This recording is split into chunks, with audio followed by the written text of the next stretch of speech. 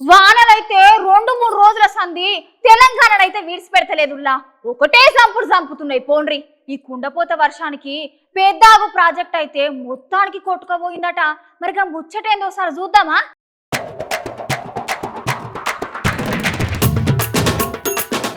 ఎందులో ఈ ఘోరం? నిన్న కురిసిన భారీ వర్షానికైతే చెరువులు వంగి వాగులు వంకలు పోటెత్తినాయి కదా. ఈ వర్షానికైతే ఒక దగ్గర పెద్దవాకు గండివాడి మస్తుగా నష్టం జరిగిందంట.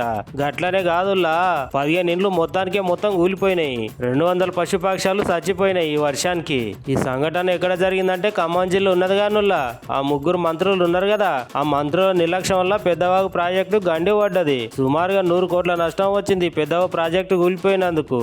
అయితే భద్రాద్రి కొత్తగూడెం జిల్లా పెద్దవాగు ప్రాజెక్టు నీళ్ల తాకిడి ఎక్కువైందని చెప్పి గేట్లు తీరుస్తామని పోతే గండి పడ్డది. గండి వాడి పెద్దవాగు ప్రాజెక్టు మొత్తం ఖాళీ అయిపోయి నీళ్ళన్ని గ్రామాల్లోకి వచ్చి జనవాసాలు లోపలికి పోయినాయి.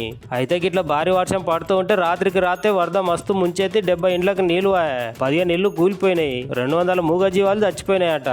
ఈ పెద్దవాగును పూర్తిగా మరమ్మతు చేసేటందుకు 100 కోట్ల వరకు ఖర్చయ్యే అవకాశం ఉందని తెలుపుతున్నారు.